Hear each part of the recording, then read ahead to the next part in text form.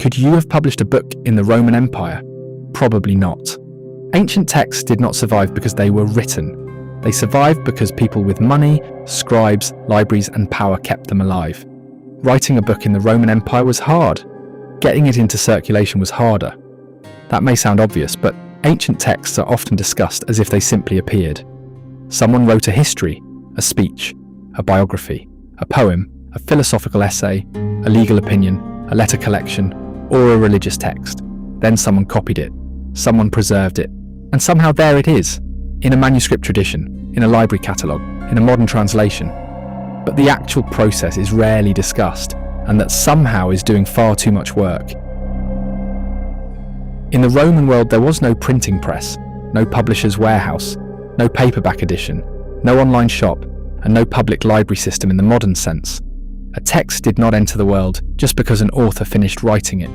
It entered the world if people with the right skills, materials, money, time, and contacts made that happen. So the question we need to ask more often is not only who wrote this, but who could publish it.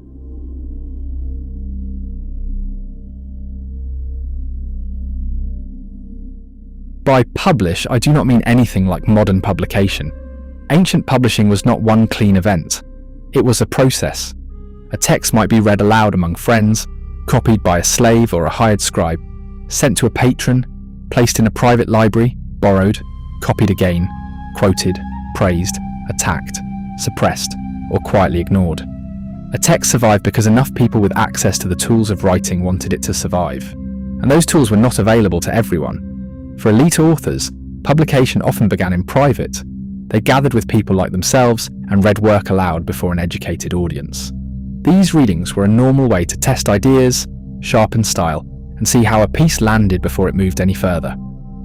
Professor William V. Harris in Ancient Literacy made the basic point bluntly. The Greek and Roman world did not have mass literacy. Reading and writing existed, of course, and in some places they existed at a high level. But they were not spread evenly through the population. They were concentrated among the educated, the urban, the wealthy, administrators, scribes, and the socially ambitious. As he puts it on page 337, the written culture of antiquity was in the main restricted to a privileged minority. Most people simply did not have the training or opportunity to produce long written works, let alone books. Harris makes the wider point early in the book.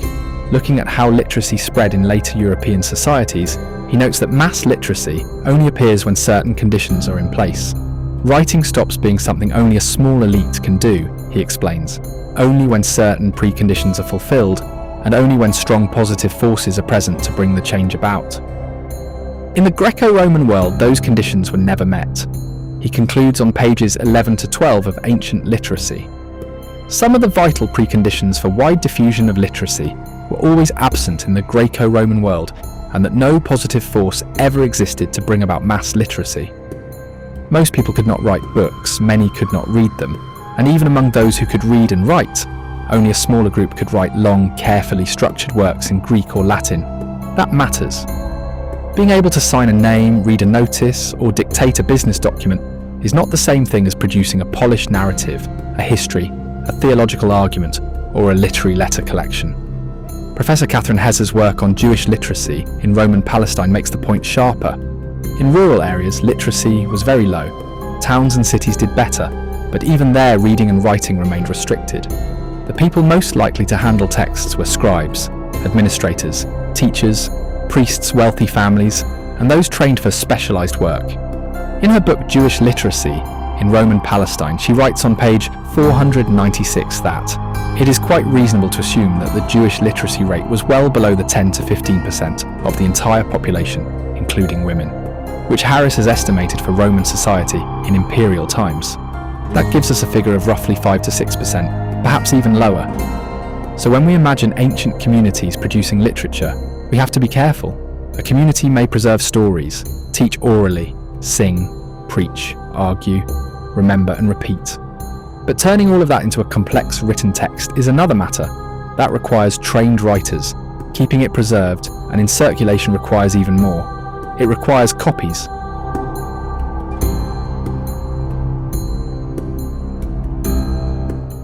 Copies were not cheap, and every book had to be made by hand. If you wanted a text, someone had to copy it. You might copy it yourself if you had the training and patience. You might have a slave do it, if you were wealthy enough to own trained slaves. You might hire a scribe, borrow a copy from a friend and have another copy made, or acquire one through a dealer. Professor George Houston's work on Roman libraries is useful, because it takes us inside this practical world of book collections. Books move through friends, patrons, household staff, book dealers, slaves, scribes and collectors. Cicero borrowed books, and Atticus owned trained readers and scribes. Wealthy men could have texts copied inside their own households. Others had to rely on contacts. That is a very different world from a text was written and then circulated.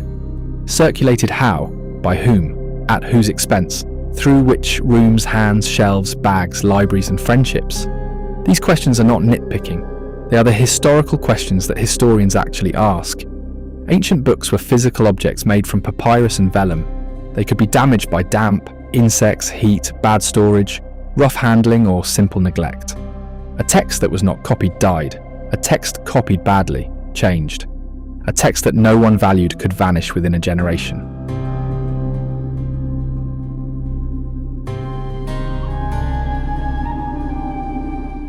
This is where libraries come in, but we have to lose the modern picture.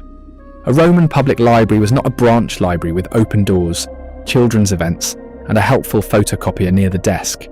Roman libraries were part of elite culture. Some were private, some were attached to temples, some were civic monuments, and some were imperial. They displayed wealth, taste, memory, conquest, education and power. A public Roman library was not like a modern public library. The Bibliotheca Ulpia mainly served educated readers, officials, and people with status or connections. And the Villa of the Papyri, owned by the father-in-law of Julius Caesar, Lucius Calpurnius Piso Caesoninus, contained over 1,000 papyrus scrolls. As Houston writes in Inside Roman Libraries, Book Collections and Their Management in Antiquity, when discussing the emperor's household staff, the absence of senators in the libraries suggests that, in the Roman mind, these libraries were intended not so much for the use of people in general, as for the internal working of the administration. The editors of ancient libraries, including Jason Koenig, Katerina Oikonomopoulou, and Greg Wolfe, make the point plainly. Books were expensive and rare, and libraries played a central role in Greco-Roman intellectual life. That means they helped organise a world where books, readers, and authority gathered around wealth, office, education, and power. Libraries were not just storage rooms, they were filters. They helped decide what was available, what was copied, what was consulted, what was quoted, and what educated readers remembered and passed on. As Greg Wolfe points out in Ancient Libraries, on pages 6 to 7, these institutions were not designed to educate the wider population.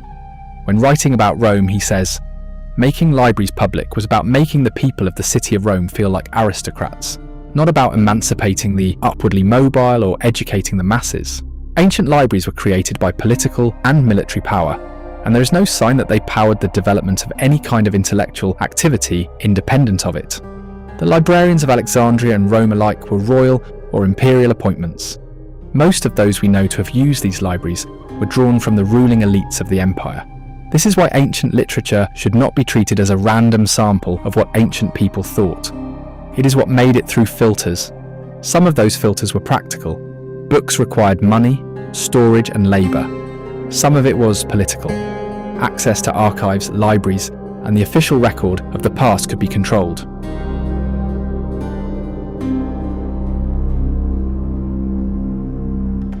Roman writing was not above Roman power.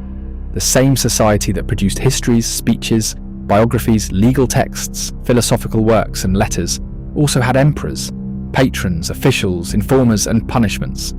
Writing could be prestigious, but it could also be dangerous. A text could raise a reputation or damage one. It could praise the emperor, flatter a patron, defend a family, settle a score, keep someone's version of events alive or bury an enemy. So the question, who could publish, is also a question about power.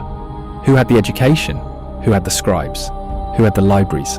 Who had the friends? Who had the protection? Who had the motive to write? Once we ask the question this way, a great deal of ancient literature looks different. Take the major Roman writers whose works survive. For example, Pliny the Younger, Tacitus and Suetonius. We do not treat their texts as voices from nowhere.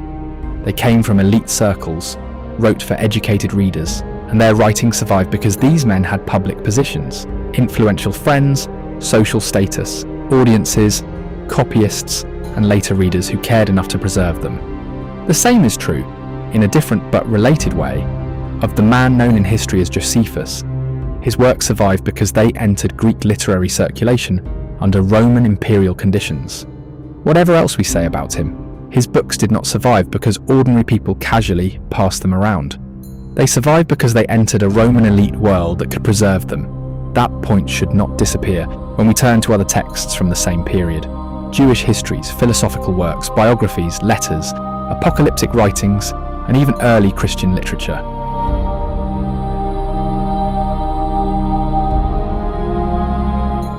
Questions about how the New Testament writings were produced have been a hot topic of late, so it is worth talking about them. They were not produced in a separate universe.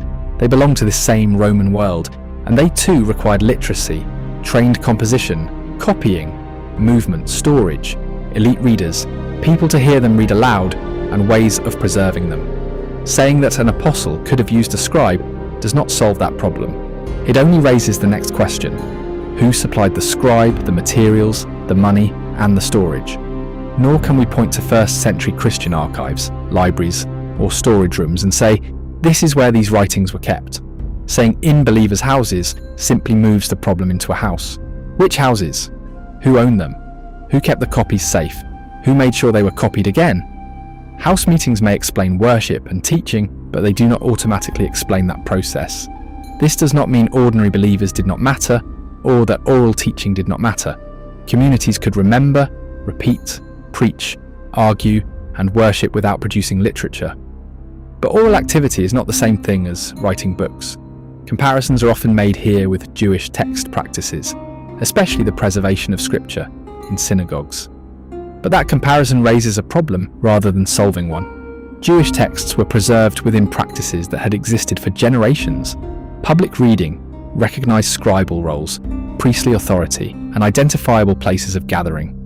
For early Christianity in the mid-1st century, that kind of activity and organization is often assumed rather than actually shown. House-based groups may explain worship, teaching, and belief, but they do not automatically explain the book production process and survival.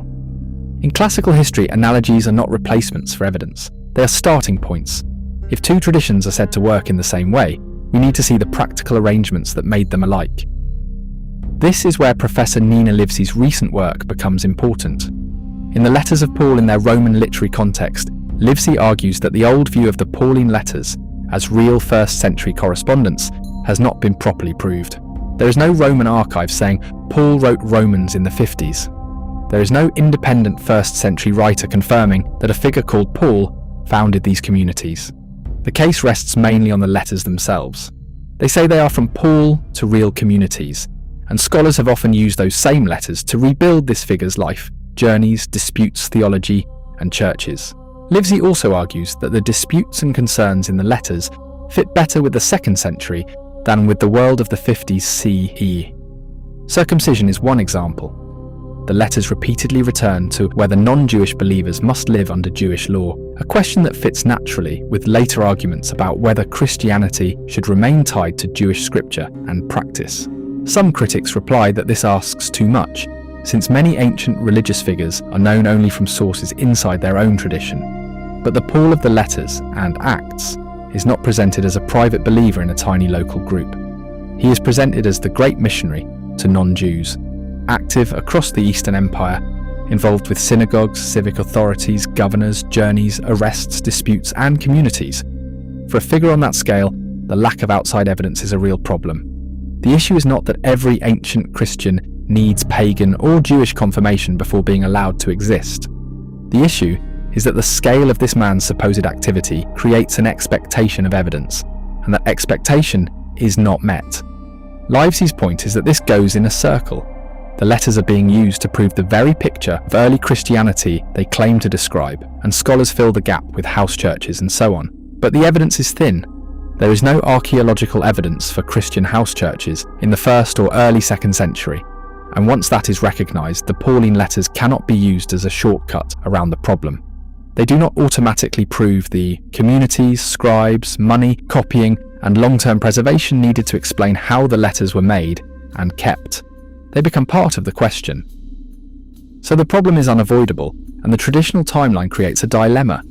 Either the communities the letters claim existed had the education, money, scribes, and stability needed to preserve carefully written Greek texts, in which case we have to ask why those same circles disappear by the time of the Gospels, or they did not have those things, in which case we have to ask how the letters were written and preserved at all. And if the Jewish War is used to explain the disappearance of the people and places that supposedly kept these texts, then the question becomes even sharper: how did only the text survive? This is where the recent work of Professor Robin Faith Walsh becomes useful.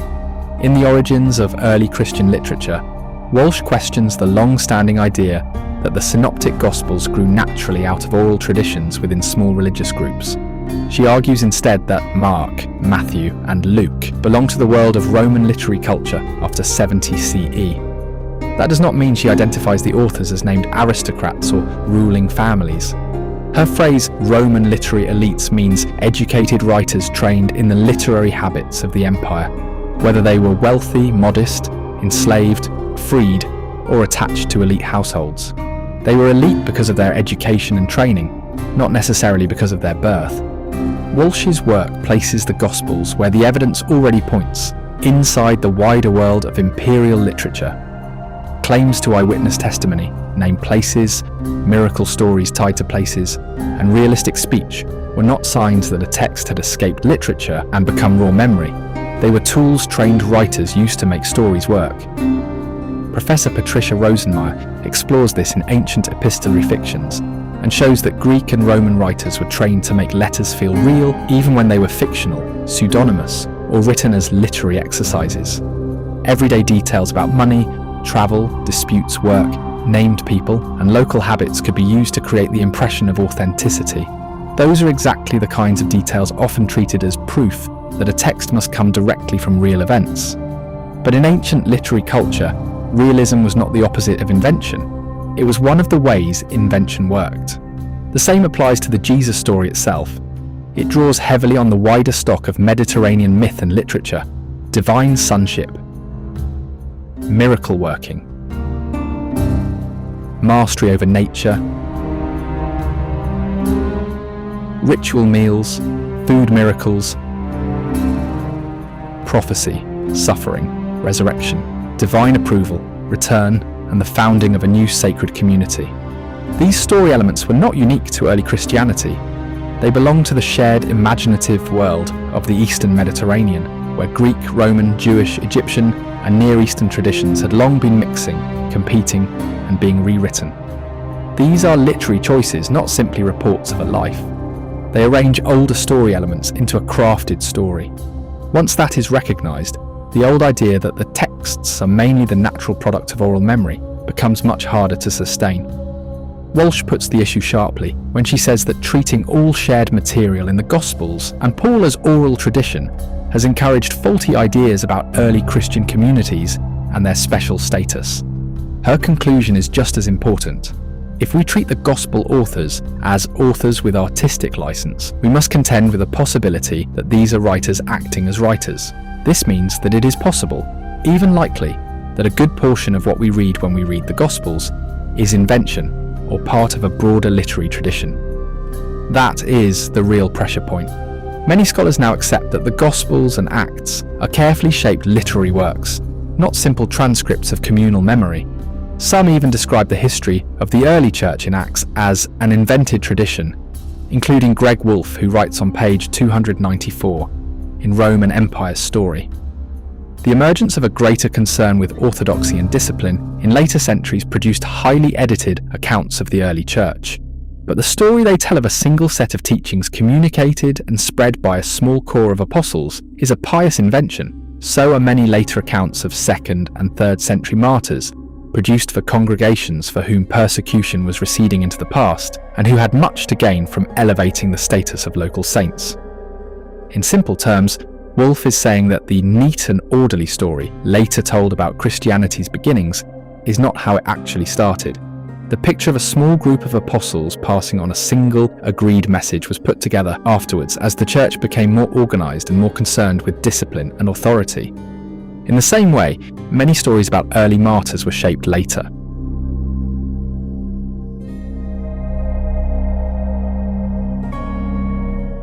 This leaves a basic problem of motive.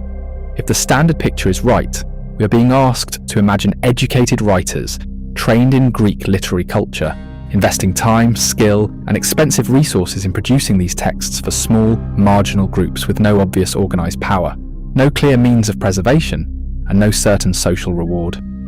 That is not impossible, but it is not an explanation either.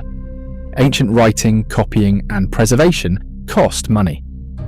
If a text was worth copying again and again, someone had to think it was worth the effort.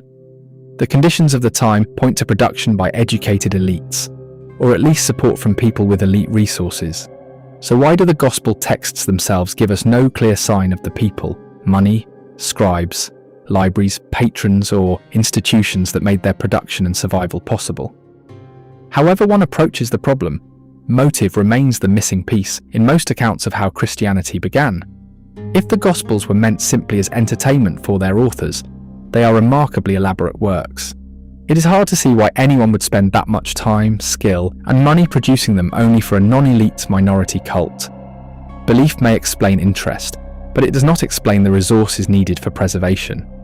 If their authors sincerely believed what they wrote, we still have to ask why they leaned so heavily on stories and symbols drawn from much older traditions. What gap were they trying to fill that required familiar tales to be retold in a new form? And if the first authors wrote these works for reflection or instruction, while later generations came to treat them as scripture, the deeper puzzle is why the copying and preservation continued. We might say that ordinary believers accepted the story on faith, but that still leaves a sharp divide between authors who knew how these stories were made and later hearers who were taught to treat them as history. Did the first educated readers not recognise how familiar many of the story elements were? Appeals to persecution do not resolve this difficulty. Scribes could copy what they were told to copy, and ordinary hearers could accept what they were taught. The harder question keeps coming back to the people who first created, sponsored, and protected these writings. We therefore need to ask what these writings achieved for the people who first produced and protected them. Did they serve a community already strong enough to preserve literature? Did they serve patrons? Did they help organise memory after the Jewish war? Did they present Roman victory as part of a divine plan? And if so, why would writers with no clear personal stake in Rome's campaign, or Jews living in the aftermath of defeat, invest time, money, and effort in telling the story that way? For an analysis of the sequential parallels between the gospel narratives and the account of the Jewish war, which make this question harder to avoid, you can visit the blog at henryhdavis.com. The history of the early church that later tradition gives us tends to smooth this problem away. It presents a movement already coherent enough to explain its own texts. But if that neat story is itself partly a later construction, then it cannot also be used as the evidence that explains how the texts were first produced, copied, and preserved. Even so, the central figures are still often treated as if the literary frame can be peeled away to reveal a secure piece of history underneath. But that is not how historians normally handle ancient writing. When historians deal with stories produced inside a tradition, long after the events they describe, they do not treat them as reliable biography unless something outside the tradition supports them. This is where Tacitus and Josephus are usually brought into the discussion, because both are often used as outside confirmation for early Christianity. Tacitus was a Roman senator, an historian writing in the early 2nd century, while we are told Josephus was a Jewish historian, writing under Roman patronage after the Jewish war. I have listed further reading on both at the end. It is worth adding that, although Tacitus describes Nero as brutally punishing Christians after the Great Fire of Rome, Nero's later reputation as a beast-like persecutor of Christians is shakier than many people assume. The British Library has made the same basic point. The monster Nero of popular imagination was built largely by later hostile writers, not by clear evidence from his own time. But the larger point remains the same. Familiarity can make a story feel more secure than the evidence allows. A wandering preacher in Roman Judea may seem plausible, but plausibility is not the same as proof.